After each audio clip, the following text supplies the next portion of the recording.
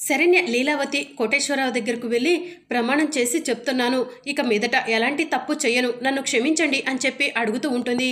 ఇక శరణ్య హారతి మీద ప్రమాణం చేయటం చూసి లీలావతి బాధపడుతూ, పశ్చాత్తాపానికి మించిన శిక్ష ఏం లేదమ్మా, ఇక మీదటైనా ఎలాంటి తప్పు చేయకుండా మంచిగా ఉండు. నువ్వు చేసింది చిన్న తప్పేం కాదు, పెద్ద తప్పే. నువ్వు చేసిన తప్పు వల్ల ఈ కుటుంబానికి పెద్ద మచ్చ పడింది. ఇక మీదట అలాంటి సమస్య రాకుండా చూసుకో, చల్లగా ఉండు అని లీలావతి కోటేశ్వరరావు శరణ్యను ఆశీర్వదిస్తూ ఉంటారు.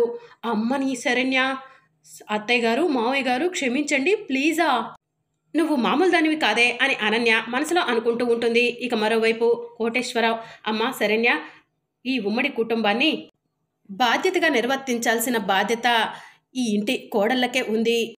మా అన్నదమ్ముళ్ళు ఎప్పుడు మా బాధ్యతను మర్చిపోలేదు. అలాగే ఈ అక్కా చెల్లెళ్ళిద్దరూ ఎప్పుడు కూడా ఈ ఉమ్మడి కుటుంబంపై ఎలాంటి మచ్చ తేవాలని అనుకోలేదు. రేపటి రోజున మీ అక్క చెల్లెళ్ళే ఈ ఉమ్మడి కుటుంబాన్ని నిలబెట్టాలమ్మా, తోటి కోడళ్ళుగా మారి అని చెప్పి కోటేశ్వరరావు చెప్తూ ఉంటే, మీరే చూస్తారు కదా మావయ్య గారు, ఇక మీదట ఈ శరణ్య ఎలా ఉంటుందో అని చెప్పి శరణ్య చెప్తూ ఉంటుంది. అమ్మ జరిగిందేదో జరిగిపోయింది, ఇక మీదట ఎలాంటి తప్పు లేకుండా చూసుకో అని రాజేశ్వరరావు చెప్తూ ఉంటే, మావయ్య గారు ఇక మీదట శరణ్య నుంచి ఎవ్వరూ కూడా బాధపడకుండా చూసుకోవాల్సిన బాధ్యత నాది అని చెప్పి శరణ్య చెప్తూ ఉంటుంది. అత్తయ్య గారు మీరు నా పైన నమ్మకం పెట్టుకున్నారు కదా, మీ నమ్మకాన్ని వమ్ము చేయకుండా నా బాధ్యతను నేను నిర్వర్తిస్తాను అని శరణ్య ఆనంద భైరవికి చెప్తూ ఉంటుంది. ఆనంద భైరవి సంతోషపడుతూ ఉంటుంది. అమ్మ శరణ్య, దర్శన్ని కలిసావా అని ఆనంద భైరవి అడుగుతూ ఉంటుంది. ఇంకా అత్తయ్య గారు, లగేజ్ కూడా బయటే ఉంది అని శరణ్య చెప్తూ ఉంటే, వెళ్ళి లగేజ్ లోపల పెట్టుకో అని చెప్పి ఆనంద భైరవి చెప్తుంది. ఇక శరణ్య తన చేతిలో ఉన్న హారతిని పనమ్మాయి జ్యోతిని పిలిచి జ్యోతికిచ్చి లగేజ్ తీసుకొని రూమ్లోకి వెళ్తూ అనన్య వైపు చూస్తూ, చెల్లెళ్ళని చూడకుండా నా పైన విషం చిమ్మాలని చూశావు, ఇక మీదట ఈ శరణ్య అంటే ఏంటో నీకు చూపిస్తాను అని శరణ్య అనన్య కళ్ళల్లోకి చూస్తూ మనసులో అనుకుంటూ అక్కడి నుంచి వెళ్ళిపోతుంది. శరణ్య ఏంటి అప్డేటెడ్ వర్షన్లో ఏదో మాట్లాడుతున్నట్టు అనిపించింది, నన్ను చూసిన చూపు కూడా వేరేలా ఉంది అని అనన్య మనసులో అనుకుంటూ ఉంటుంది. ఇక శరణ్య తన లగేజ్ని రూమ్లో సర్దుకుంటూ ఉంటే అప్పుడే ఆనంద భైరవి వస్తుంది. అమ్మ శరణ్య, నా మాట విని నువ్వు తిరిగి మళ్ళీ ఈ గడపలో అడుగు పెట్టినందుకు నాకు చాలా సంతోషంగా ఉంది అని ఆనంద భైరవి చెప్తూ ఉంటుంది. మీరు ఇచ్చిన ప్రోత్సాహం వల్లే నేను మళ్ళీ తిరిగి ఈ ఇంటికి రాగలిగాను అత్తయ్య గారు. మీరు ఈ ఇంట్లో నాకు ఇస్తున్న గౌరవం మర్యాద నా చేతులారా నేను పాడు చేసుకుంటే ఎలా చెప్పండి అని శరణ్య చెప్తూ ఉంటుంది. ఇప్పుడు నువ్వు నా కోడలు అనిపించావు శరణ్య, ఏదేవైతే ఏంటి, నువ్వు తిరిగి వచ్చినందుకు నాకు చాలా సంతోషంగా ఉంది. నా కోడలు శరణ్య అంటే ఏంటో, ఈ ఆనంద భైరవి ఎంచిన కోడలంటే ఏంటో అందరికీ తెలిసేలా చెయ్యాలి. దర్శన్ పైన కూడా ఫోకస్ పెట్టు, బయట చేయాల్సింది నేను చేస్తాను. కాస్త సమయం పడుతుంది కానీ తప్పకుండా నీకు మంచి జరుగుతుంది. దర్శన్ నీ దారిలోకి వస్తాడు. నీ జీవితాన్ని నువ్వే అందంగా మార్చుకోవాలి అని ఆనంద భైరవి శరణ్యకు చెప్తూ ఉంటుంది. అనన్య ఇదంతా చూస్తూ, నేను చేసిన ఛాలెంజ్ని గుర్తు పెట్టుకొని ఎలాగైతే ఏంటి కోడల్ని తిరిగి ఈ ఇంటికి తీసుకొచ్చుకున్నావు ఆనంద భైరవి, చెప్తా అని అనన్య మనసులో అనుకుంటూ ఉంటుంది. అప్పుడు ఆనంద భైరవి పైనుంచి అనన్యను చూసి చిటుక వేసి అనన్యను పిలుస్తుంది. అనన్య ఆనంద భైరవి వంక చూడగానే, ఏంటమ్మా పెద్ద కోడలు, శరణ్య ఎంట్రీ చూడగానే నీకు చెమటలు పట్టేసినట్టున్నాయి. శరణ్య దర్శన్ని విడదీస్తానని నాతో టార్గెట్ పెట్టావు కదా, నీ టార్గెట్ని బద్దలు కొట్టి వెంటనే శరణ్యను ఒకే ఒక్క రోజులో తిరిగి ఈ ఇంటికి తీసుకొచ్చాను. ఇక వాళ్ళిద్దరూ కలవటం పెద్ద మ్యాటరే కాదు, శరణ్యను ఈ ఇంటికి తెప్పించడమే పెద్ద మ్యాటర్, ఓకే అని ఆనంద భైరవి అనన్యకు చెప్పి అక్కడి నుంచి వెళ్ళిపోతుంది. మరోవైపు ప్రకాష్ లహరి ఫొటోస్ కోసం ఫోన్ అంతా కూడా చెక్ చేస్తూ ఉంటాడు. మెమరీలో సేవ్ చేసిన ఫొటోస్ అన్నీ డిలీట్ అయిపోయాయి. అసలు ఇప్పుడు ఎలా లహరిని అడ్డు పెట్టుకుని డబ్బు సంపాదిద్దాం అనుకున్నానే అని చెప్పి టెన్షన్ పడుతూ ఉంటాడు. కాసేపటికి కూల్ రా ప్రకాష్ కూల్, అసలు అమ్మాయే మన చేతిలో ఉంటే ఫొటోస్తో ఏం పని, లహరికి ఇప్పుడే ఫోన్ చేసి లహరిని ఇక్కడికి రప్పించుకుంటే సరిపోతుంది కదా అని ప్రకాష్ మనసులో అనుకొని వెంటనే లహరికి ఫోన్ చేస్తాడు. ప్రకాష్, నీకు ఎన్నిసార్లు చెప్పాను ఇంట్లో ఉన్నప్పుడు నాకు ఫోన్ చేయొద్దని అని లహరి చెప్తూ ఉంటుంది. నువ్వు అస్తమానం ఇంట్లో ఉంటే నేను ఫోన్ చేయకుండా ఎలా ఉంటాను, నా గుండె నిన్ను చూడాలి చూడాలి అని చెప్పి తహతహలాడిపోతుంది అని చెప్పి ప్రకాష్ చెప్తూ ఉంటాడు. అయితే ఫోటో చూసుకో అని లహరి చెప్తూ ఉంటుంది. ఫోటో కోసమే కదా నిన్ను రమ్మంటుంది అని ప్రకాష్ అంటాడు. ఏమంటున్నావు అని లహరి అడుగుతూ ఉంటుంది. నువ్వు నేను కలిసి ఫొటోస్ దిగుదాం లహరి, ఆ ఫొటోస్ని చూసుకుంటూ గడిపేస్తాను అని ప్రకాష్ చెప్తూ ఉంటాడు.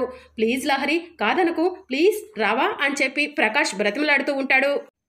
ఒరే బాబు అంత క్యూట్గా అడక్కురా వచ్చేస్తానులే గాని అని చెప్పి లహరి అంటుంది. కానీ వెంటనే పంపించాలి అని లహరి చెప్తూ ఉంటే సరే సరే ముందైతే రా అని ప్రకాష్ అంటాడు.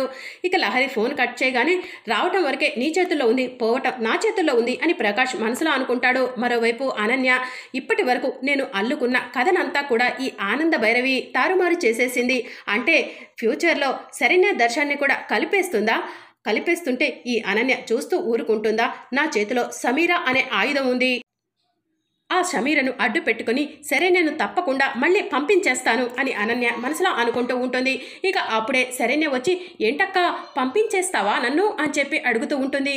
ఇక అనన్య నవ్వుతూ నిన్ను నేను పంపించడం ఏంటి శరణ్య అని చెప్పి అంటూ ఉంటుంది. ఏవో పగటి కళ్ళు కంటున్నావు కదా నన్ను నా భర్త నుంచి వేరు చేసి పంపించాలని, ఈ ఇంటితో సంబంధం లేకుండా పంపించేయాలనుకుంటున్నావా అనన్య అని శరణ్య కోపంగా అడుగుతూ ఉంటుంది.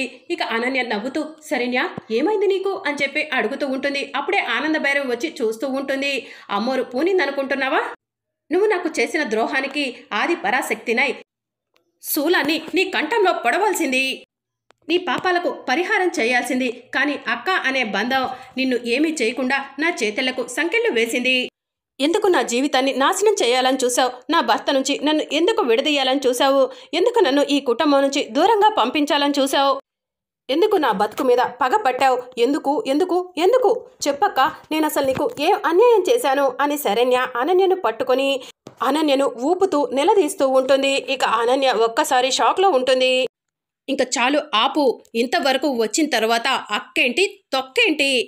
అసలు నా టార్గెట్ నువ్వు కాదు అనన్య, నా లెక్కలో నువ్వు లేనే లేవు.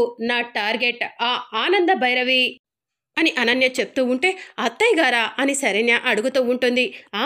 ఆ అత్తయ్య గారే, మీ అత్తయ్య గారు నాకు చేసిన అవమానానికి నేను లెక్కలు సరిచేస్తున్నా.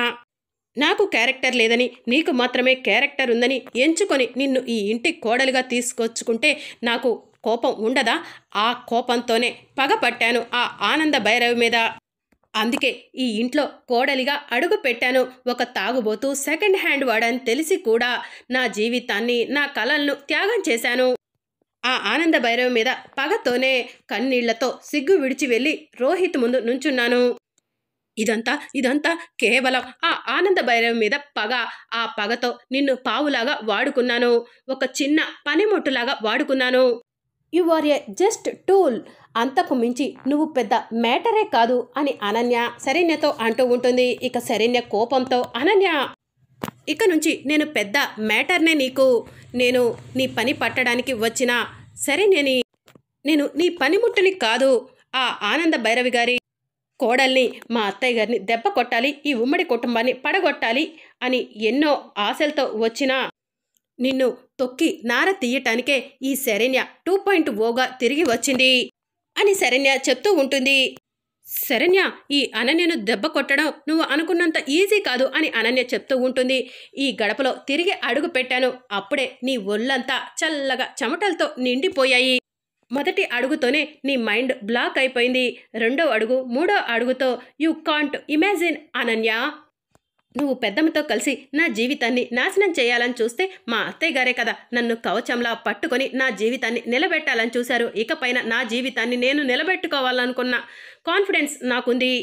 అతి త్వరలోనే నా భర్తతో కలిసి అన్యోన్య దాంపత్యాన్ని మొదలు పెడతాను అని శరణ్య చెప్తూ ఉంటే ఆనంద భైరవి దూరం నుంచి ఇదంతా చూస్తూ ఇది కదా నా కోడలు శరణ్య అంటే, శరణ్య నువ్వు నిజంగా గ్రేట్ అని ఆనంద భైరవి మనసులో అనుకుంటూ ఉంటుంది. శరణ్య ఓవర్ కాన్ఫిడెన్స్ అని అనన్య అంటూ ఉంటే అంతకు మించి ఇక మీదట నా కుటుంబం ఈ అనన్యను మర్చిపోయేలా చేస్తాను అని చెప్పి శరణ్య చెప్తూ ఉంటుంది. ఇదే కదా రేపటి నుంచి జరగబోయే కథనం అని చెప్పి శరణ్య చెప్తూ ఉంటే మీ అత్తయ్య గారిని చూసుకొని నువ్వు ఎగసెగసి పడుతున్నావు, నా రాకతో ఆవిడ స్థానం కింద కొరిగిపోయింది అని చెప్పి అనన్య చెప్తూ ఉంటుంది. అత్తయ్య గారి స్థానాన్ని కిందకి దించేవాళ్ళంటూ ఎవరూ లేరు, ఏనుగును చూసి కుక్కలు మురిగితే నువ్వు కూడా మొరగటం తప్ప ఆవిడ స్థానాన్ని టచ్ చేయలేవు, నేను టచ్ చేయనివ్వను అని శరణ్య అనన్యకు చెప్పి అక్కడి నుంచి వెళ్తూ ఫైనల్ టచ్ అక్క, నా భర్త నేను మార్చుకోగలను, ఆ నమ్మకం నాకుంది అని శరణ్య అనన్యకు చెప్పి అక్క ఎందుకు ఇలా బిహేవ్ చేస్తుంది, అక్కను త్వరలోనే మార్చుకోవాలి అని శరణ్య మనసులో అనుకుంటూ ఉంటుంది. ఇదంతా చూసి ఆనంద భైరవి సంతోషపడుతూ ఉంటుంది. ఏంటి స్ప్లిట్ పర్సనాలిటీ అంటే ఇదేనా?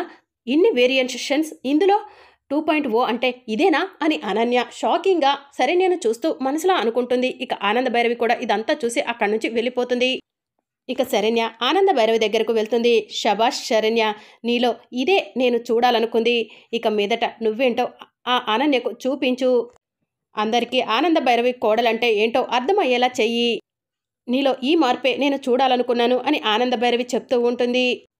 తప్పకుండా అత్తయ్య గారు, మీ సూచనలు పాటిస్తూ నా కాపురాన్ని సరిదిద్దుకుంటాను అని శరణ్య చెప్తూ ఉంటుంది. అవును అత్తయ్య గారు, ఇందాకలా అనన్యకతో మాట్లాడటం మీరు విన్నట్టున్నారు. నేనేమైనా తప్పుగా మాట్లాడానా అని శరణ్య ఆనంద భైరవిని అడుగుతూ ఉంటుంది. ఇప్పుడే కరెక్ట్గా మాట్లాడావు. ఆ మాత్రం చురుకుదనం, తెగింపు, ఎదిరించే ధైర్యం లేకపోతే ఆనంద భైరవి స్థానంలో ఎలా నిలబడతావు అని ఆనంద భైరవి శరణ్యను అంటూ ఉంటుంది. మరి అప్కమింగ్ ఎపిసోడ్లో ఏం జరగబోతుందో తెలుసుకోవాలనుకుంటున్నారా? అయితే ఛానల్ను సబ్స్క్రైబ్ చేసుకోండి.